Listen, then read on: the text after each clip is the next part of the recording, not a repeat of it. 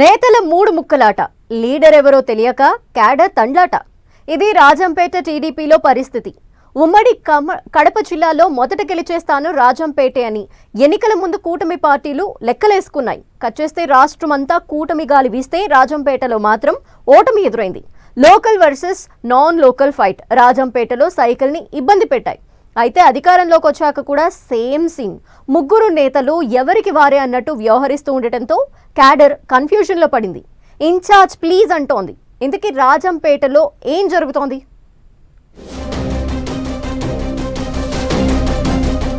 కూటమి సర్కార్ ప్రవేశపెట్టిన బడ్జెట్ తో జనాల్లో ఆశలు పెరుగుతున్నాయి. దీంతో జనాలకు దగ్గరగా ఉండాలని, జనాల్లో ఉండాలని నేతలకు సూచిస్తున్నారు టీడీపీ అధినేత చంద్రబాబు. పెన్షన్ల పంపిణీ నుంచి ప్రతి ప్రభుత్వ కార్యక్రమంలో ఖచ్చితంగా పాల్గొనాలని సూచిస్తున్నారు. ఇదే ఇప్పుడు రాజంపేట అసెంబ్లీ నియోజకవర్గంలో కొత్త కన్ఫ్యూజన్ క్రియేట్ చేస్తోంది. రాష్ట్రంలోని దాదాపు అన్ని నియోజకవర్గాల్లో కూటమి నేతలు పర్యటనలతో హడావుడి చేస్తుంటే రాజంపేటలో మాత్రం సీన్ కాస్త తేడాగా కనిపిస్తుందనే చర్చ జరుగుతోంది. కూటమి ప్రభంజనంలోనూ రాజంపేట స్థానాన్ని వైసీపీ నిలబెట్టుకోగా అక్కడ టీడీపీ తరపున ముగ్గురు నేతలు కీలకంగా వ్యవహరిస్తున్నారు. అయితే తమకు తామే అన్నట్లు ఎవరికి వారే ఉండడంతో ఆ ముగ్గురిలో ఎవరిని పిలవాలో తెలియక అధికారులు ప్రభుత్వ కార్యక్రమాలను ముగించేస్తున్నారు. దీనిపై సొంత పార్టీలోనే కొత్త చర్చ జరుగుతుందనే గుసగుసలు వినిపిస్తున్నాయి. కడప జిల్లాలో పసుపు జెండా ఫస్ట్ ఎగిరేది రాజంపేటలోనే అనుకున్నారు ఎన్నికల ముందు. ప్రతి ఎంపీ నియోజకవర్గాన్ని జిల్లా చేసిన మాజీ సీఎం జగన్ రాజంపేటకు బదులు రాయచోటిని జిల్లా కేంద్రంగా మార్చారు. దీనిపై పెద్ద దుమారమే రేగింది అప్పట్లో. దీంతో జగన్ మీద వ్యతిరేకతతో కూటమి వైపే జనం ఉంటారని లెక్కలేసుకున్నారు. కట్ చేస్తే సీన్ రివర్స్ అయింది. లోకల్ పార్టీ లీడర్లను పక్కన పెట్టి పక్క నియోజకవర్గం నుంచి నేతను తీసుకొచ్చి రాజంపేట బరిలో దింపారు చంద్రబాబు. టీడీపీ అన్నమయ్య జిల్లా అధ్యక్షుడిగా ఉన్న చెమర్తి జగన్మోహన్ రాజు రాజంపేట సీటుపై ఆశలు పెట్టుకున్నారు. ఇక మేడ మల్లికార్జున్ రెడ్డి సోదరుడు విజయశేఖర్ కూడా యాక్టివ్ గా పనిచేశారు. ఇద్దరిని కాదని రాయచోటికి చెందిన సుగవాసికి టికెట్ ఇచ్చి బరిలో నిలిపారు చంద్రబాబు. అందరూ కలిసి పని చేయాలని అధినేత సూచించినా వర్కౌట్ కాలేదు. గెలిచే అవకాశం ఉన్న స్థానాన్ని కోల్పోయింది టీడీపీ. పైగా ఇప్పటికీ రాజంపేట ఇన్ఛార్జ్ ఎవరు అనేది క్లారిటీ లేకపోవడంతో పార్టీకి కొత్త సమస్యలు వస్తున్నాయట. రాజంపేటలో లోకల్ వర్సెస్ నాన్ లోకల్ కనిపిస్తోంది.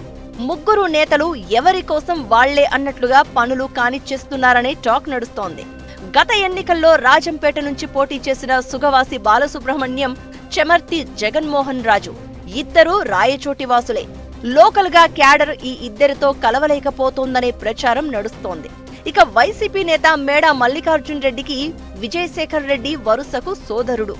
మల్లికార్జున్ రెడ్డి వైసీపీలో బలమైన నేతగా ఉండడం విజయశేఖర్ రెడ్డికి మైనస్. అయితే టీడీపీ సభ్యత్వ నమోదు కార్యక్రమంలో రాష్ట్రంలో టాప్ లో ఉన్నారు. ఇలా ముగ్గురు నేతలకు ప్లస్లు మైనస్లు ఉన్నాయి. అయితే ఈ ముగ్గురు నేతల్లో ఎవరికీ అధికారులు సరిగా రెస్పాండ్ కావట్లేదనే టాక్ వినిపిస్తోంది.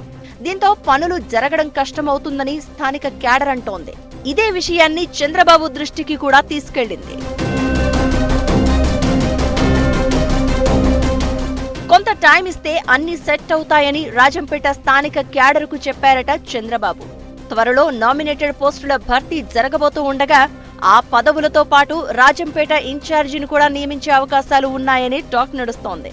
అప్పుడు కుదరకపోతే కడపలో జరగబోయే మహానాడు లోపు రాజంపేటకు ఓ లీడర్ను నియమించే అవకాశాలు ఉన్నాయనే ప్రచారం జరుగుతోంది. నిజానికి ఎమ్మెల్యేలు, నేతలంతా జనాల్లోనే ఉంటూ ప్రభుత్వ కార్యక్రమాలను జనాలకు చేరువ చేయాలి అన్నది చంద్రబాబు ఉద్దేశం. ఇప్పుడు ఇన్ఛార్జ్ లేకపోవడంతో రాజంపేటలో అది జరగట్లేదనే గుసగుసలు వినిపిస్తున్నాయి. ఇకటు రాజంపేటలోని పరిస్థితులను లోకేష్ ఎప్పటికప్పుడు పర్యవేక్షిస్తున్నట్లు సమాచారం. 2014లో కడప జిల్లా అంతా వైసీపీ హవా నడిచిన సమయంలోనూ రాజంపేటలో టీడీపీ విజయం సాధించింది. అలాంటిది కూటమి ప్రభంజనంలో నెగ్గలేకపోయింది. లోకల్ గా లుకలుకలే దానికి కారణం అన్నది చాలా మంది అభిప్రాయం. ఇప్పటికైనా రాజంపేటలో మూడు ముక్కలాటకు బ్రేక్ చెప్పి ఇన్ఛార్జిని నియమిస్తే సైకిల్ ట్రాక్ లో పడే ఛాన్స్ ఉందనే అభిప్రాయాలు వినిపిస్తున్నాయి.